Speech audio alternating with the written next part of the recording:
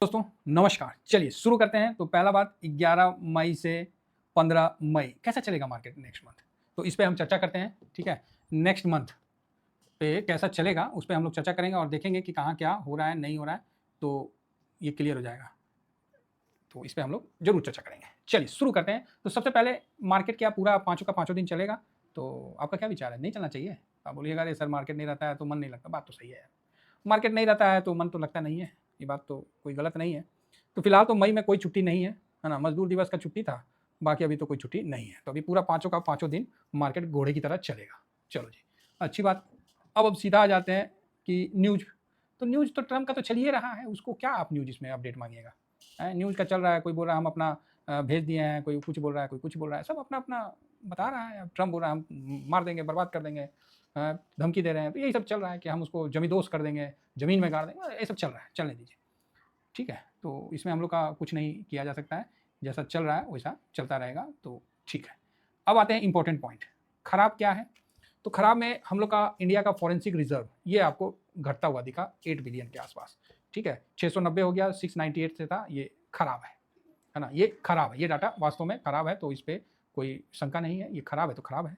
अब रही बात अपना सीपीआई का, तो सीपीआई का 12 मई को आएगा, जो महंगाई का नहीं होता है, तो महंगाई का 12 मई को आएगा, तो ये इसी वीक आने वाला है। साथ में यूएस का भी जो सीपीआई डाटा है वो भी इसी वीक आएगा, तो इसका भी हम लोग मतलब दोनों एक के साथ आ रहा है, तो क्या करिएगा। साथ में इंडस्ट्रियल जो प्रोडक्शन है वो यूएस का आने वाला है 15 तारीख को।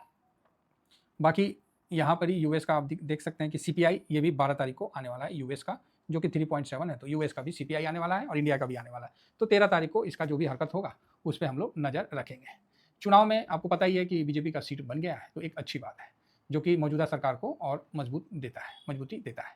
नेक्स्ट आगे बढ़ते हैं और देखते हैं कि इथेरियम अच्छा मतलब चला है। 5 दिन में इथेरियम कोई खास नहीं रिटर्न दिया है, बिल्कुल साइलेंट है, और एक महीना में 6-6.5% का रिटर्न दिया हुआ है। साथ में बिटकॉइन 5 दिन में शांत रहा है, हालांकि एक महीना में बढ़िया मतलब 12-13% का रिटर्न दिया है। तो बिटकॉइन में भी अब वैसा तेजी नहीं है जैसा कि आप पहले जैसा सोच रहे हैं, तो वैसा तेजी आपको देखने को नहीं मिल रहा है। अब आगे बढ़ते हैं तो देखते हैं कि जापान का इन्फ्लेशन ये जो है ये आने वाला है, जो कि बहुत इंपॉर्टेंट है। जापान का जो इन्फ्लेशन है ना, इसका हम लोग को नज़र रखना पड़ेगा, तो इस पर भी फोकस रहेगा।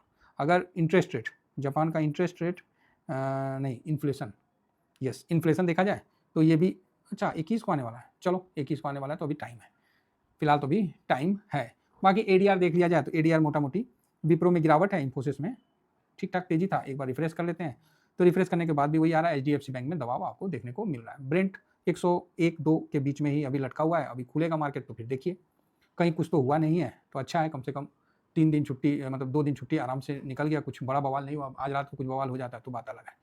फिलहाल नेस्डेक और डाउ जोन अच्छा अपना प्रोग्रेस दिया है। गिफ्ट निफ्टी यूएस मार्केट बहुत अच्छा रिटर्न दिया। गिफ्ट निफ्टी 24,218 पे है और एसजीएक्स निफ्टी आपको 280 पे दिख रहा है, तो ठीक है। तो ये तो चेंज होते रहता है। डॉलर इंडेक्स हम लोग का रुपया 94.43 पे है, जो कि अच्छा नहीं है, कमजोरी है हो रहा है ये तो। यहाँ पर डॉलर इंडेक्स 97.78 पे है। हाँ, गोल्ड सिल्वर में थोड़ी सी अच्छा रिकवरी देखने को मिला, ये 58 पे रेशियो चला गया, और जिस कारण से सिल्वर 80 प्लस चला गया, और गोल्ड में भी एक अच्छी तेजी देखने को मिला। तो अगर गोल्ड ऊपर जाएगा तो हम लोग प्रॉफिट बुक करेंगे लॉन्ग टर्म वाले में ना, थोड़ा सा प्रॉफिट बुक करके देखते हैं, है ना। तो क्योंकि वापस से नीचे आएगा ही आएगा, तो एक बार तो थोड़ा सा प्रॉफिट बुक करते हैं। तो एक तरफा से ये सारा चीज़ देख लेते हैं। अब आपको कुछ इंपॉर्टेंट चीज़ आपको बताते हैं कि मार्केट में कैसा व्यू चल रहा है और क्या होने की संभावना है। जिस तरह ये एफआईएस का कॉन्ट्रैक्ट है, तो ये अभी 2,10,000 का मतलब शॉर्ट पे बैठा है, 2,10,000 के शॉर्ट पे बैठा हुआ है ये एफआईएस, है ना।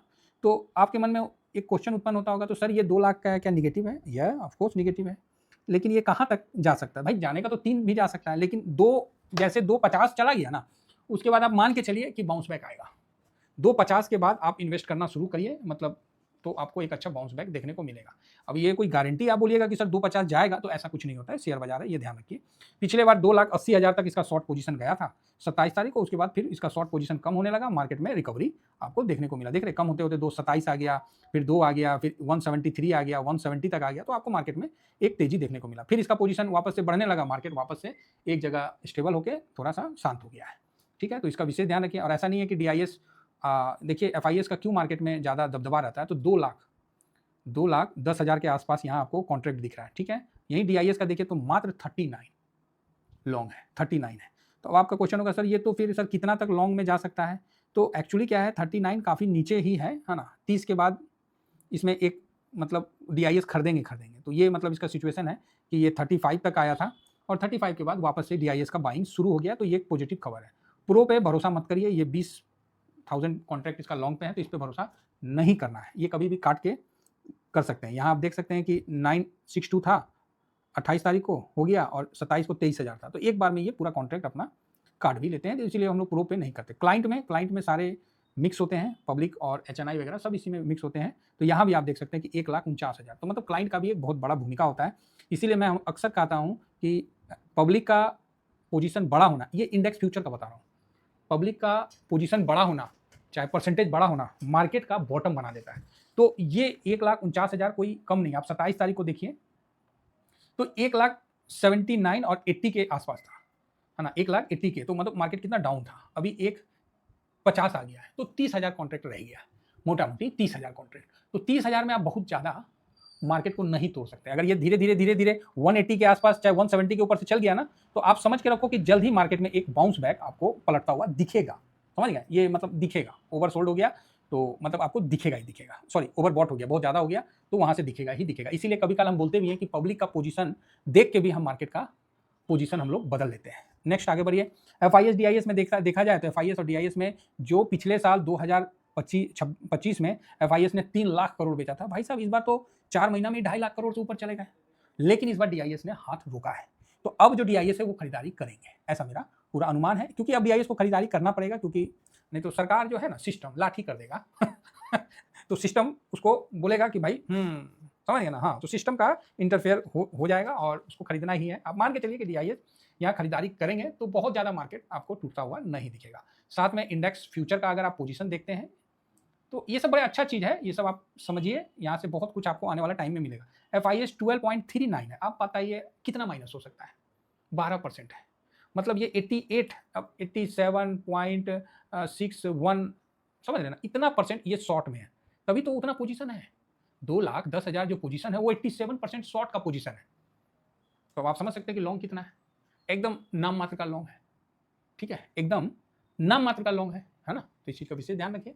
अब यहाँ पर आ जाते हैं DIS का, तो DIS का भी पोजीशन धीमा ही सही 65 से ये 67.81%, तो आपको पता ही है कि 20,000 कितना था, जो भी 30,000 के आसपास था, तो इतना परसेंट लॉन्ग हुआ है। साथ में पब्लिक जो है 1,40,000 समथिंग था, तो पब्लिक देखिए 73.22 हो गया। पब्लिक के पास 8% से ज़्यादा और लॉन्ग पोजीशन बढ़ने का जगह नहीं है, समझ गए बात, 8% से ज़्यादा बढ़ने का जगह नहीं है। और यहाँ रह गई प्रो की बात, तो प्रो तो 60.71 है, इस पर आप भरोसा नहीं करिए, ये कभी भी राधे राधे कर सकता है, कभी भी लाइन तोड़ कर सकता है, समझ गए ना। तो इस चीज़ को आप समझ के चलिए, जिससे क्या है कि मार्केट में आपको डटे रहने में कुछ ना कुछ एक आइडिया तो मिल जाएगा ना कि हाँ भाई ये पोजीशन है, ऐसा है वैसा। हालांकि इसके अलावा भी बहुत कुछ पोजीशन बनते हैं जिस पे हम विशेष चर्चा नहीं करेंगे, क्योंकि उस पर ज़्यादा चर्चा करना उचित नहीं है। उसके लिए मैं बैठा हूँ और आप लोगों को सही समय पर, आपको याद है मैंने एक DIS का वीडियो डाल दिया था, तो उसी के बाद मार्केट घूम गया था, आपको याद होना चाहिए। तो आने दीजिए, वो जब समय आएगा तो उस समय हम आपको जरूर कुछ अलग से मेरे में एक्टिविटी होगी और मैं आपको बताऊँगा। रही बात यहाँ पर ही ऑप्शन चैन का, तो ऑप्शन चैन में भी देखिए हल्का सा ये बढ़ा है ऑप्शन चैन में, ये इसका जो LTP है, जो प्राइस है वो बढ़ा है, और ये जो ओपन इंटरेस्ट है ये अगर बढ़ता है ना, तो हम पुट साइड में बुलिश हो जाते हैं कि नहीं अब मार्केट नीचे गिरेगा जो वर्ड है ना, ये हर जगह लागू नहीं होता, ऐसे बोलना भी नहीं चाहिए।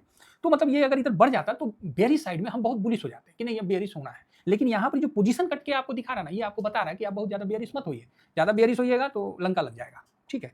एज इट इज यहाँ पर ही आपको कॉल साइड में देखा जाए तो कॉल साइड में LTP डाउन हुआ है, सब जगह देखिए इसका जो प्राइस है ऑप्शन का वो गिरा है, बट ओपन इंटरेस्ट जो है ये तकरीबन बढ़ा है कुछ जगह, जैसे 24,350 पे कम हुआ है, प्लस आपको इस जगह जो है 24,750 पे कम हुआ है, लेकिन उसी जगह 71,000 जो है ये ओपन इंटरेस्ट चेंज हो गया है 24,200 पे, तो 200 पे काफ़ी फाइट होगा, देन 24,150 पे भी काफ़ी फाइट होगा, ये चीज़ बता रहा है, ठीक है। बाकी आप सपोर्ट और असिस्टेंट की बात करेंगे तो ऑप्शन चैन के अनुसार 24,400 मजबूत रसिस्टेंट है, थोड़ा सा रसिस्टेंट 24,300 पे है बस।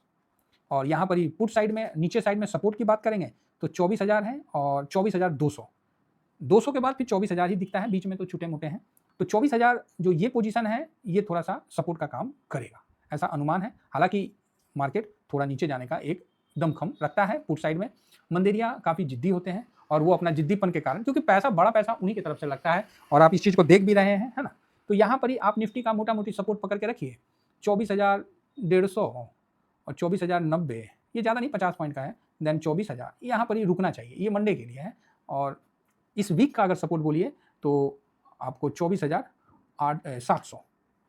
से 800 के बीच में एक मजबूत सपोर्ट के तौर पे ये वीक के हिसाब से चलेगा। अब कुछ न्यूज आ गया, कुछ वाहियात न्यूज आ गया, तब तो हम नहीं बोल सकते हैं, अदरवाइज यहाँ पर ही आपको इस चीज़ का देखने को मिलेगा। इंडिया विक्स भी देखिए 16.84 है, ऐसा नहीं है कि इंडिया विक्स बहुत ज़्यादा गिर गया है, इंडिया विक्स लेकिन ऊपर से काफ़ी गिरा है, तो ये भी एक पॉजिटिव संकेत है। मार्केट में कभी भी एक संकेत हमेशा नहीं टिकता है, समय का इंतजार करिए, कटेगा और सब कुछ अच्छा होगा। अब देखिए ये 4.2 तक चला गया था, अचानक से नीचे आ गया, भले फॉल्स न्यूज आया कि समझौता हो गया, ये हो गया, सीजफायर मतलब युद्ध खत्म हो गया, फॉल्स आया, लेकिन इसको डाउन किया गया। तो यहाँ ये दिख रहा है कि अगर ये ऊपर आता है तो डर मार्केट में बढ़ जाएगा, ठीक है। बाकी US market already US Iran war को लेके अपना तेजी पूरा कंप्लीट कर दिया है। अब 500-700 पॉइंट का 1-2% का तेजी दिखा दे तो कोई बड़ी बात नहीं है, अदरवाइज ठीक है, समझ गया ना। तो यहाँ पर ही हम आपको नेक्स्ट वीक का पूरा आपको बता दिया है, अब इस पर आप विशेष ध्यान रखिए। बाकी सर ये अपना टेलीग्राम है, तो टेलीग्राम जरूर ज्वाइन करिए, फ्री टेलीग्राम है, लिंक वीडियो के डिस्क्रिप्शन में है, तो आप इसको ज्वाइन कर सकते हैं। ये शॉर्ट स्विंग है, ये चैनल सिर्फ ETF वालों के लिए है, कोई भी ऑप्शन, कोई भी फ्यूचर हम नहीं करते हैं, ना कोई हम शेयर खरीदते हैं, हम सिर्फ ETF ही कवर करते हैं, ठीक है। ये चीज़ आप समझ के चलिए। और ETF का मतलब ये नहीं कि हम सारे ETF को कवर करते हैं, कुछ चुनिंदा ETF जिनका अच्छा परफॉर्मेंस सालों से, तो उसको कवर करते हैं। बाकी सर अपना शैम्पू है, फेस पैक है, तो जरूर आप इसको मंगवाइए। इसको मंगवाने के लिए मेरा नंबर है 7501615679, ठीक है। तो आप इसको जरूर ऑर्डर करिए और यूज़ करिए, मैं इसको पोस्ट ऑफिस के माध्यम से डिस्पैच कर देता हूँ। याद रखिए, कुछ समय आता है जब काटना मुश्किल होता है, लेकिन धैर्य रख के आपको वो समय को निकालना ही पड़ेगा। जिस तरह महाभारत में शिशुपाल ने 100 ठो गाली दिया भगवान श्री कृष्ण को, अपराधपूर्ण बातें बोला, फिर भी भगवान ने बर्दाश्त किया। जब 100 पूरा हो गया तो फिर सुदर्शन से स्वाहा कर दिया, कट दिया, समझ गए ना। तो यहाँ पर भी मार्केट में भी निगेटिव खबर आते रहता है, मार्केट उसको झेल रहा है। जिस दिन तेजी बनेगा, आप विश्वास मानिए 10 दिन का तेजी में पूरे आपका साल भर का रिटर्न बना के देगा। 10 दिन का तेजी के लिए आपको 242 दिन मार्केट में बने रहना पड़ेगा। इस चीज़ को आप बहुत अच्छे से समझते हैं, ऐसा मेरा अनुमान है। नहीं समझते हैं तो इसको जरूर समझिए। बाकी थैंक यू वेरी मच, जय हिंद, जय भारत।